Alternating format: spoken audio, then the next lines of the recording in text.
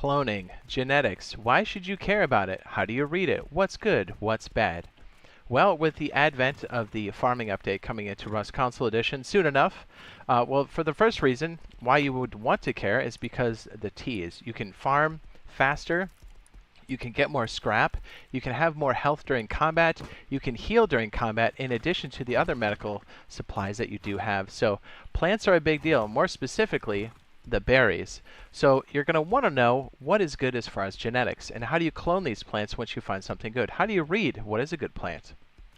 And without having to do the crossbreeding, because that is definitely in-depth, and that's a completely different video or a completely different topic. So let's go ahead and go over what these different circles mean. So there's 6 slots. You have 1 through 6, starting from left to right, and they're color-coded green and red.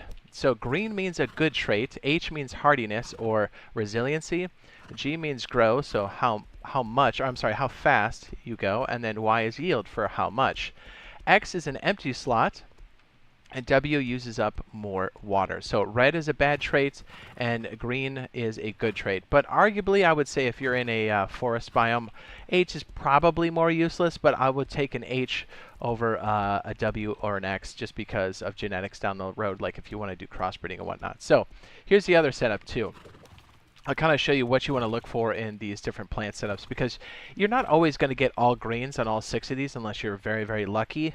So yeah, if we go over here to the crop plot here, we have a large crop plot, and these different circles represent places where you can place these plants if they are of different genetics, and it will be once you're placing seeds.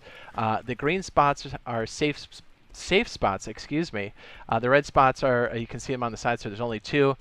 Blue is the same thing, and then the crossbreeding area is in the dead center. So usually you want to leave that empty. But if they're all of the same genetics and you've cloned them, you can actually fill up the entire planter and not have to worry about them crossbreeding with each other. Because once you have good traits, you want to try to maintain them and just isolate those and clone those. And then here's the same setup for single crop plots, and you can put 3 of these in a row. And because they have that barrier in between, you can actually set up 6 of those if you want to kind of make a higher efficiency setup. Okay, so let's go ahead and grab some berries. We should have some in the fridge, and I'll show you what we're talking about here.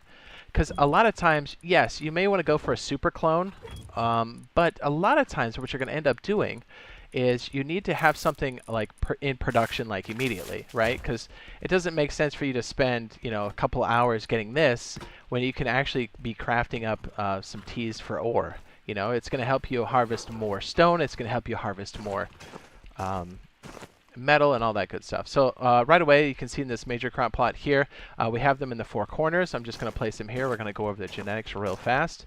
And then what I like to have is either a combat canif or a bone canif. It's going to help you pop these when you don't need these. So here's another reason why you want to keep seeds. Seeds become the RNG role for these genetics. So if you look at this first one here, we have an X, which out of the red is the better.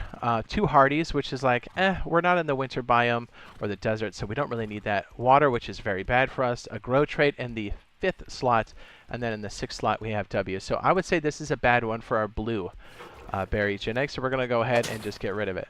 The reason why is you don't want to be using up that valuable clean water.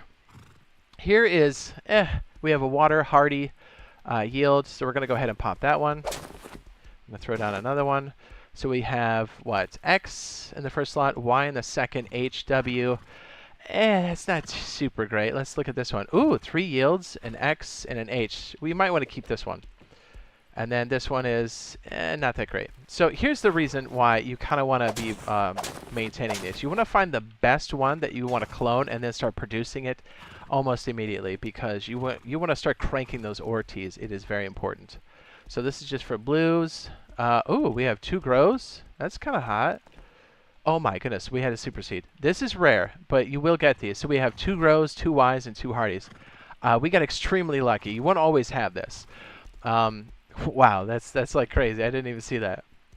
So a lot of times what you're looking for in these genetics is 1 red trait. If you can keep it X, that's cool. A lot of times if you have like 2 grows and a yield, you'll trade off those 2 extra red traits if you want to. But this is super red. This is actually like a super seed, like right out of the gate. That's amazing. I should go play the lotto. That's nuts. Wow. Yeah. So you're going to have to do this for each color of seed, each berry itself. Is this not going to... Come on. There we go. I was going to say, is the server dying? This one would be a good one. Here's a good example. So this is most likely what you're going to see. You're going to see one red trait.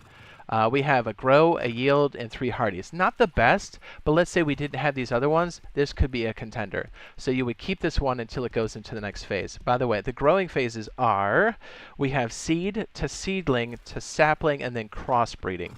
Crossbreeding is dangerous because if there's something around it, it'll suck up the traits around it. So you actually can't clone it when it's on the crossbreeding phase. So in order to keep our water at a good level here, so it's not sucking up too much, we can actually clone these bad boys when it's on sapling. And we should have everything accelerated here. This one's on seedling. So this would be definitely a good candidate for a blue if we didn't have a super roll like we did over here. And the reason why you want to do this again is you want to start cloning this out immediately, and then you can worry about doing your super clone crossbreeding later. This one's okay, I guess. This one's got 2 grows, but it's got no yields.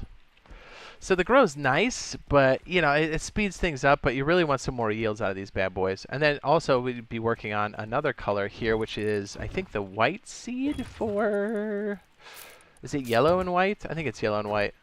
It's yellow, not white. Haha, I knew that. What? So over here we'll do the same thing for our yellow seeds as well.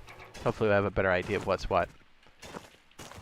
So over here our super seed is looking really good. So what we're going to do is we're going to hold the action button and clone just that one. And then this one is not that great, so we'll just, I guess, eat it. And then this one over here is 1 yield. This one's still not great, so we'll just eat that one as well.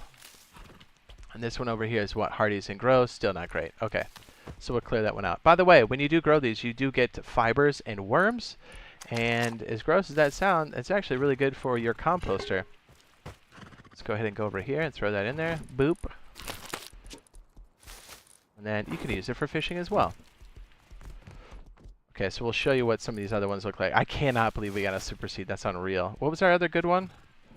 We had a grow and a yield. Or was it this one? We had 2 yields. I guess this one was like a candidate. So we'll start growing them out. So if you have a good seed base,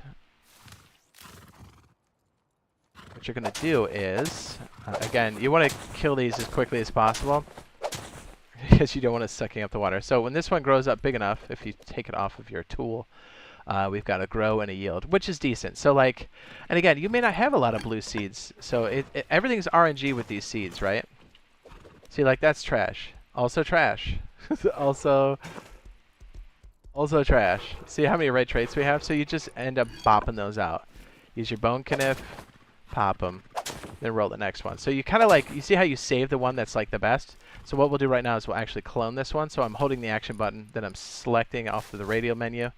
And so we'll use this box over here to start replicating. So what we're going to do now is we're going to place these guys in the no-no spots because it won't matter if these crossbreed because they're of the same genetics. And then we'll start dropping stuff like this just to see what we can get. And then you might find something better. And you kind of do this until you isolate something that's good or until you run out of seeds. Wow, these are terrible. But hey. Oh, that's not too bad. 2 grows and a yield and 2 X's. So those are 2 null spots. So this could be a candidate if you don't find anything else. So you see how you kind of like just reserve one to see if the other ones roll better? And you just kind of keep pushing on. So this one's trash. We have a couple candidates here. Let this one keep going. And so let's take this other... Oh, no, that's the one we're growing currently. Nice. Okay, so let's go ahead and check the yellows here. Oh, there you go. 3 yields and a grow. My goodness, this one's dope. 2 yields. We have a lot of W's. Yeah, so we would actually... This one's pretty good for production in the upper left-hand corner. We'll just pretend that's the one. Let's say we were low on yellow seeds. You can see why you want to wax this early because they take forever to kill. Oh my goodness. Or just eat it. How about that?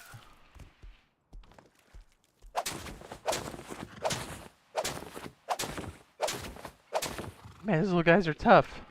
Alright, so we're going to harvest this and make sure it's a clone. So it held the action button. So we're going to place 3 of these down. We're going to do it in the outside corners just to show you how fast these things can go down. Okay, so while these are growing up here, we're going to step over here and show you at the mixing table. Here's the other thing too. You don't need too many to go on the basic ore tea. It gives you a decent amount. So a lot of times what you want to do is you want to go to these forest biomes, look on the floor, and you'll see the berries growing everywhere. I like to collect them and then just bring them back, and sometimes you can find enough in the forest just to make your first ore tea. So you need yellow, and blue. That's it. And that's going to be enough for you to go out with like a jackhammer or a pickaxe, and you get way more stone, metal, sulfur, all of it. So it's going to help you tremendously, especially if you're solo. So you want to find these and start cooking them. And save any and all seeds, because you'll need these for the whole RNG game that we're doing out here. Where's this one at? 12-minute seedling. We're looking pretty good here. It's going to go to sapling next after seedling. These would be pretty good. And then I'll show you what I mean by you just keep replicating stuff out on the tray. We'll just get rid of this one. I'll show you another one that we actually harvested back here that's of a different trait. And just to show you that you can really spam out on the area of the crop plot to really show you how to like replicate. So like right here, for our, what is this, our potato clone. We had a bunch of like grows and hardies and yields. So we had, so this one right here has 2 G's and a Y. So it's going to speed grow and give us a little bit more yield. So this one was good enough to put in production. So once I had a few of these, I would just kind of go here to the tray, and since these are all of the same clone, I could just spam them all the way across and just wait for them to hit sapling. And then I'll just I'll clone all of these, and it helps me like build up my clone stack. And there's 2 reasons why you want to have a lot of clones, an excess amount of clones, just in case something happens during the cloning process, right, where you accidentally clone something you weren't supposed to. But it's also for like production, because remember, these potatoes aren't perfect, but we're going to use them to actually grow and use them, because potatoes are going to be the best way to regenerate your health once you get started. Alright, so we have these guys right here. This one was decent. This is more realistic for our clone action. So we'll clone this one, and we'll clone this one here. And it should be right there. So we have 4 of these. Slap down 4 more. We're good to go. And then we'll wait for the next one. These are looking pretty good. These are seedlings now. Perfect. So you can see, even not having the perfect clone, or crossbreeding into the super plants, you don't necessarily need all those things to get your plants into production, because it's more about getting those teas out there so you can start harvesting more efficiently off of the rip.